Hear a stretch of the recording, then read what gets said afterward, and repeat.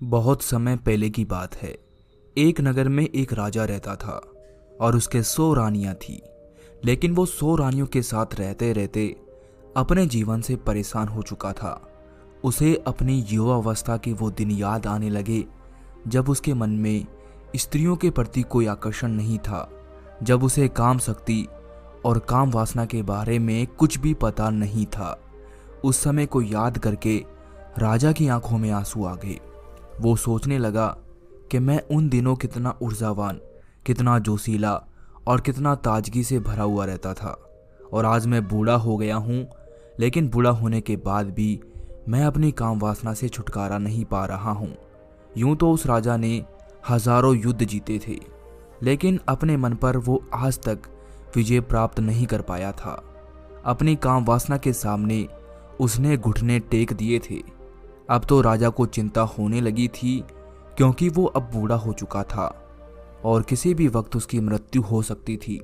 लेकिन मृत्यु को अपने सामने देखकर जहां पर लोग मोक्ष और मुक्ति की बातें सोचते हैं, वहीं पर वो राजा काम वासना के विचारों से घिरा रहता था। उसकी 100 रानियां थी, उनमें सब एक से बढ़कर एक हसीन थी, और हर रानी के साथ उस राजा ने बच्चे पैदा भी किए थे। लेकिन इतना काम भोगने के बाद भी उसका मन शांत क्यों नहीं है? उसका मन छपड़ता क्यों है? क्यों उसके मन में अभी भी अश्लील विचार आते रहते हैं? सम्राट सोच में पड़ गया कि क्या मरने के बाद भी ये काम वासना का बोझ लेकर मैं अपने साथ जाऊंगा? सम्राट आत्मा के सिद्धांत को मानने वाला था, इसीलिए उसने सोचा कि अगर मैंने अपनी काम वासना से अभी छुटकारा नहीं पाया तो मेरी आत्मा न जाने कब तक यूं ही भटकती रहेगी। मुझे अपनी आत्मा को मुक्त करने के लिए इन काम वासना के विचारों को यहीं पर छोड़ना होगा। सम्राट दिन रात इसी चिंता में डूबा रहता कि किस प्रकार से वो अपनी काम वासना से छुटकारा पा सकता है। और इसीलिए एक दिन उसने अपने राजमहल में सभी विद्वानों की एक सभा बुलाई। स्वाभाविक रूप से सभा में चर्चा का विषय जो था वो काम वासना ही रखा गया। सम्राट ने अपने मंत्री से पूरे नगर में घोषणा करवा दी कि जो भी विद्वान राजा के मन को संतुष्ट कर पाएगा, पूरे जीवन काल के लिए राजा का सलाहकार बन के रहेगा। इसीलिए नगर के सारे विद्वानों में एक होड़ सी लग गई। मंत्रिमंडल के द्वारा तय किए गए दिन नगर के सारे विद्वान राजमहल पहुंच गए। कोई अपने साथ वेद लिए हुए था तो किसी ने अपने हाथ में उपनिषद ले रखे थे। ज्यादातर विद्वान राजा को वेद और उपनिषदों के माध्यम से संतुष्ट करना चाहते थे। इसके बाद सभा लगी और सभा में तर्क वितर्क शुरू हो गए। राजा ने सबसे पहला सवाल पूछा कि ब्रह्मचर्य का असली मतलब क्या होता है। ये सुनकर कुछ विद्वानों ने जवाब दिया कि जिस इंसान ने अपने जीवन में कभी कोई भोग नहीं किया होता है, वही असली ब्रह्मचर्य होता है। दूसरे कुछ विद्वानों ने इस बात का विरोध करते हुए बताया कि हो सकता है कि किसी इंसान ने भोग किया हो, लेकिन वर्तमान में अगर वो भोग का त्याग कर चुका है तो वो भी ब्रह्मचारी ही कहलाएगा, और वास्तविकता में वही ब्रह्मचारी होता है जो भोग करने के बाद उसका त्याग कर देता है, वही ब्रह्मचारी कहलाता है। लेकिन राजा को किसी भी विद्वान का उत्तर संतुष्टि नहीं दे रहा था, और इधर विद्वान आपस में तर्क वितर्क करने पर लगे हुए थे। कुछ ही देर पर वहां पर एक अलग ही अनूठा विद्वान पहुंचा, और वो अपने साथ बेहद ही खूबसूरत 2 युवतियों को लिए हुए था।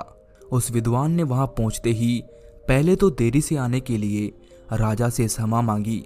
उसको देखकर बाकी के सभी विद्वान हंसने लगे, और एक विद्वान ने सभा में खड़ी होकर कहा कि जो इंसान खुद काम वासना से ग्रस्त हो, वो दूसरों को काम वासना से छुटकारा कैसे दिला सकता है। इस पर उस विद्वान ने मुस्कुराते हुए उससे पूछा कि तुम्हें ऐसा क्यों लगता है कि मैं काम वासना से ग्रस्त हूँ। उस विद्वान ने कहा कि तुम हमें अंधा समझते हो क्या? क्या हम बेवकूफ़ हैं? तुम यहाँ पर राजमहल में 2 युवतियों के साथ आए हो, इसका मतलब क्या होता है?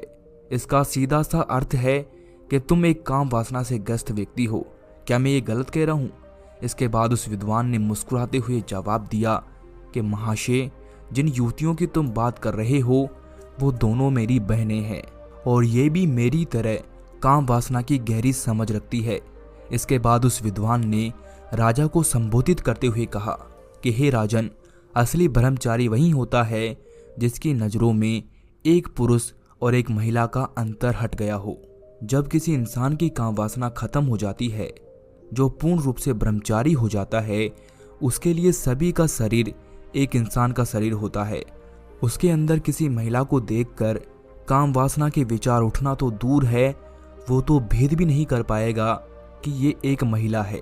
उस ब्रह्मचारी के लिए हर एक जीव आत्मा एक ही प्रकार की होती है। शारीरिक रूप से वो उनमें कभी भी भेद नहीं करेगा। इसके बाद उस विद्वान ने आगे बताया कि जो भी विद्वान यहाँ सभा में उपस्थित हैं, उन सभी को मेरे साथ युवतियाँ दिखी। तो ये तो स्पष्ट हो चुका है कि यहाँ पर कोई भी असली ब्रह्मचारी का मतलब या अर्थ नहीं समझा सकता है। राजा को वो विद्वान बड़ा ही अनूठा लगा। उसने ना तो कोई वेद पढ़े और न ही कोई उपनिषद का ज्ञान दिया। वो तो वही बता रहा था जो स्वाभाविक रूप से व्यक्ति के समझ में आता है। इसीलिए राजा ने उससे प्रभावित होकर अगला सवाल पूछा कि आखिर एक इंसान को ब्रह्मचर्य का पालन करने की क्या आवश्यकता है? जब वो भोग करके जीवन का आनंद उठा सकता है तो फिर वो ब्रह्मचर्य क्यों करे? ये सुनकर उस विद्वान ने राजा से एक सवाल किया, राजन, मुझे एक बात बताओ कि एक पेड़ ज़्यादा ताकतवर होता है या फिर एक बीज? तो सम्राट ने उत्तर दिया कि एक पेड़ एक बीज से ही जन्म लेता है। तो इस प्रकार एक पेड़ से भी ज़्यादा ताकतवर बीज हुआ। इसके बाद विद्वान ने बताया कि राजन, उसी प्रकार हमारे शरीर में भी काम शक्ति रूपी बहुत सारे बीज होते हैं और उनमें असीम ऊर्जा होती है जो हमारे लिए आनंद का स्रोत पैदा करती है। लेकिन काम वासना में व्यस्त होकर हम अपने काम शक्ति रूपी बीजों को यूं ही नष्ट कर देते हैं, उनको बर्बाद कर देते हैं। और उन बीजों के नष्ट हो जाने के कारण एक आदमी ढीला, आलस से भरा हुआ, हमेशा थका थका सा रहता है। याद रखना, हमारे भोजन से हमारा रक्त बनता है और रक्त से हमारा मांस, हमारी हड्डी और आखिर में काम शक्ति रूपी बीज बनते हैं जो कि बहुत ही कम मात्रा में होते हैं। इसीलिए अपने मन में उठने वाले काम वासना के लिए उन बीजों को नष्ट करना कहीं से भी तार्किक नहीं है। ब्रह्मचर्य का पालन करने से उन बीजों की शक्ति हमारे आंतरिक स्वरूप में समा जाती है, जो हमारे चेहरे पर तेज पैदा करती है, हमारे शरीर को बीमारियों से बचाती है। और यही काम शक्ति रूपी बीज जब ध्यान के माध्यम से ऊर्जा में परिवर्तित कर दिए जाते हैं तो यही आनंद का स्रोत बन जाता है। इसके बाद राजा ने अगला सवाल पूछा जो राजा के जीवन के लिए बहुत ही महत्वपूर्ण था। तो राजा ने पूछा कि काम वासना से छुटकारा किस प्रकार पाया जाए? विद्वान ने उत्तर दिया, हे राजन, जो बुद्धिमान होता है वो ये जानता है कि काम वासना रूपी कुएं का पानी जो जितना ज़्यादा पिएगा उसे उतनी ही ज़्यादा प्यास लगेगी, उसकी प्यास कभी नहीं बुझेगी। इसीलिए या तो वो कभी इस काम वासना रूपी कुएं का पानी पीता ही नहीं है, और अगर ग्रस्त जीवन होने के कारण मजबूरीवश कभी इस कुएं का पानी पीना भी पड़ जाता है तो वो सिर्फ एक कुएं का पानी पीता है।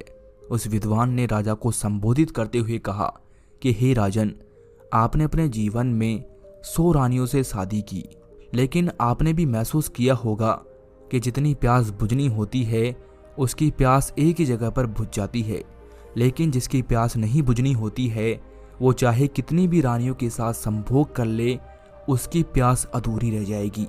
विद्वान ने सभी को समझाते हुए आगे कहना शुरू किया कि अगर आपके जीवन का लक्ष्य स्पष्ट नहीं है तो आप सभी विभिन्न प्रकार की भोग की वस्तुओं में गिरते जाओगे, लेकिन वहीं पर अगर आपका लक्ष्य स्पष्ट है तो आप अपना पूरा ध्यान अपने लक्ष्य को पूरा करने में लगाओगे, ना कि भोग को करने में। राजन, आपने एक कहावत तो सुनी होगी जो बहुत पुरानी है कि खाली दिमाग शैतान का घर होता है। इसीलिए एक इंसान को अपने जीवन का लक्ष्य स्पष्ट दिखाई देना चाहिए। शुरुआती चरण में काम वासना हमेशा हमारे विचारों के द्वारा उत्पन्न होती है, और अगर हम अपने विचारों को ऐसी जगह पर लगाएं जिससे हमारा लक्ष्य पूरा हो सके तो हमारे मस्तिष्क में काम वासना के विचारों के लिए कोई भी जगह नहीं बचेगी। इसके बाद विद्वान ने राजा को चेतावनी देते हुए कहा, राजन, याद रखना, भोग करने से ज़्यादा खतरनाक काम वासना के विचार होते हैं। वो हमारे मानसिक संतुलन को बिगाड़ देते हैं, हमारी दृष्टि को भ्रमित कर देते हैं उस विद्वान ने सभी को सभा में एक कहानी सुनाते हुए कहा कि एक बार दो सन्यासी भिक्षा मांगकर अपने आश्रम वापस आ रहे थे। उनका आश्रम एक पहाड़ी पर स्थित था। जब वो पहाड़ी पर चढ़ने के लिए आगे बढ़े तो वहां पर एक औरत बैठी थी। उस औरत ने उन दोनों युवा सन्यासियों से पूछा कि क्या आप मुझे पहाड़ी के ऊपर छोड़ सकते हैं, क्योंकि मुझे ऊंचाई से डर लगता है, लेकिन मुझे उस पहाड़ी पर कुछ काम है। उनमें से एक सन्यासी ने तो सुनते ही मना कर दिया। उसने अपने मन में सोचा कि मैंने तो ब्रह्मचर्य का व्रत ले रखा है, भला मैं किसी स्त्री को कैसे छू सकता हूँ। दूसरे सन्यासी ने मुस्कुराते हुए उस महिला से कहा, हाँ, मैं आपको पहाड़ के ऊपर पहुंचा दूंगा, आप मेरे कंधे पर बैठ जाइए।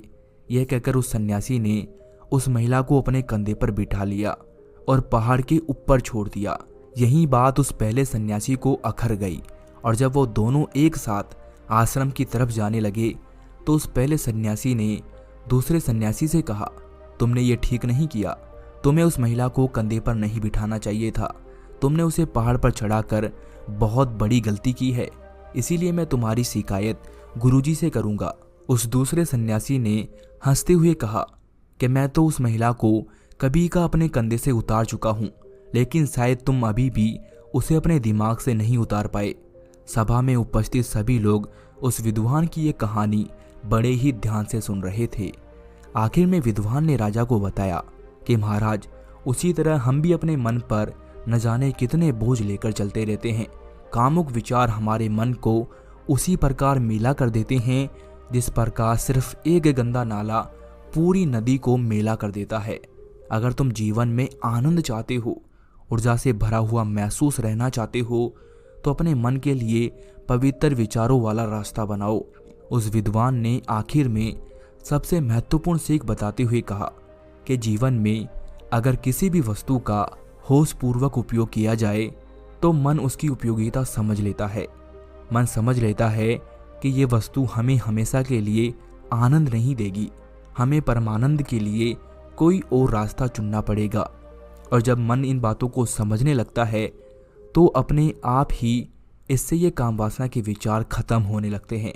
इसीलिए होश में रहकर वस्तुओं का भोग करना सीखो, जिससे तुम अपनी उपयोगिता को समझ सकोगे। ये सुनकर राजा ने उस विद्वान से एक और प्रश्न किया कि होशपूर्वक भोग से तुम्हारा मतलब क्या है।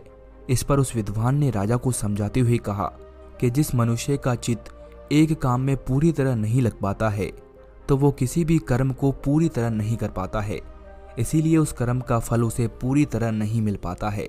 उदाहरण के लिए, जब एक मनुष्य किसी दूसरे मनुष्य को दान देता है तो दान देते वक्त उसका मन किसी और लक्ष्य की प्राप्ति के लिए सोच रहा होता है।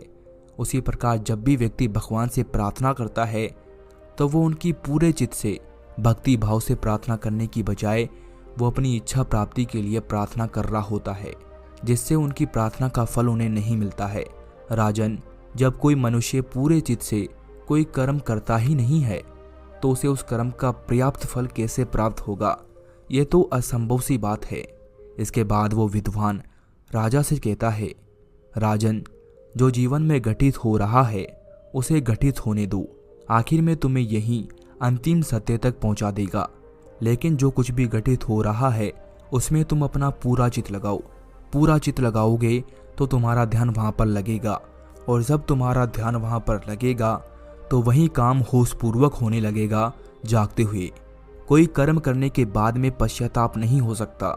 पश्चाताप तो तभी होता है जब हम सोते हुए काम को करते हैं, बेहोशी में काम को करते हैं। हम बेहोशी में ही सोचते रहते हैं कि हमें काम वासना से छुटकारा पाना है, लेकिन ये सब संकल्प आदमी सोते सोते ही लेता है।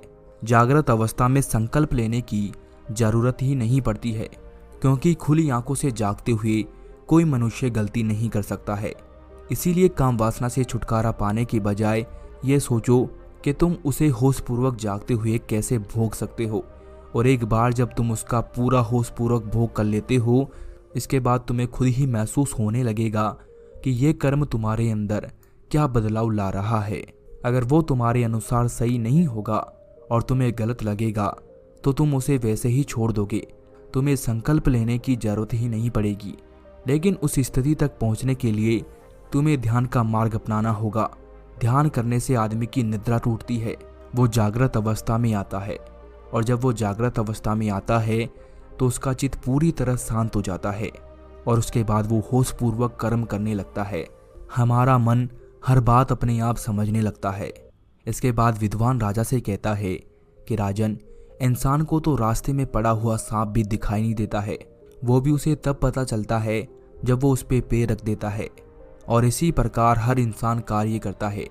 जब वो रास्ते पर चलता है तो अपने विचारों में, अपने भविष्य की योजनाओं में उसका मन हमेशा उलझा रहता है। उसका ध्यान अपने चलने पर ही नहीं होता है तो रास्तों पर क्या होगा। ये सब लक्षण सोते हुए मनुष्य के ही होते हैं। और वो मनुष्य जब तक ये महसूस कर पाता है कि वो कितनी गहरी नींद में है तो उसी समय उसके जीवन में ध्यान का उदय होता है। लेकिन सोए हुए इंसान को कैसे दिखाई देगा कि वो सोया हुआ है? या तो उसे कोई हिलाकर जगाए या उसे बताए कि तुम सोए हुए हो, तब तो उसकी निद्रा टूटेगी। लेकिन ऐसे मनुष्य हमें कम ही मिलते हैं जो हमें ये एहसास करा सकें कि तुम गहरी निद्रा में हो। हमारा मन विचारों का, भविष्य की योजनाओं का, अतीत के दुखों का एक दफ्तर बन चुका है और हमें इस दफ्तर में कैद होकर नहीं रहना है, इससे बाहर निकलना है। राजा विद्वान के उत्तरों से बहुत प्रभावित हुआ और उसने अपने पूरे जीवन काल के लिए उसे अपना सलाहकार बना लिया और उसे अपने महल में रख लिया। इस वीडियो को देखने के लिए आपका बहुत बहुत धन्यवाद।